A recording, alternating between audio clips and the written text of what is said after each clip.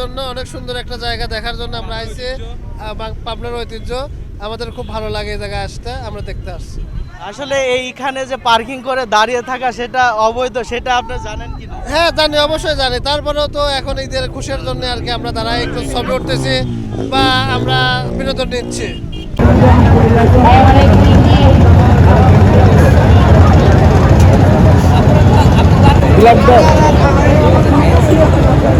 আসলে বাড়ি এখানে একটু বিনোদনের জন্য আইসি, খুবই রিল্যাক্স পাচ্ছি, এত বাতাস, এত শান্তি, খুবই শান্তি পাইছি। ঠিক আছে, কিন্তু অন্যান্য বাড়ির চাইতে এবার এখানে এত পরিমাণ লোকের সমাগম এত এর আগে দেখে নাই।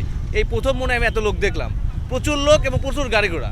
অবৈধ আমি জানা সত্ত্বেও আইসি, কিন্তু আসলে আমার নিজের এখন বিবেকতে দেখছি যে এখানে আসলে দাঁড়ানো বা এখানে আসাটা, এখানে আসলে অ্যাকচুয়ালি আমার মনে হয় যে আইনের দৃষ্টি থেকে ঢুকতে না দেওয়া নিষেধ, মানে নিষেধ করার মানে দরকার। কারণ এখানে যে অবস্থা, যে কোনো একটা সময় একটা ক্ষতি হয়ে যেতে পারে।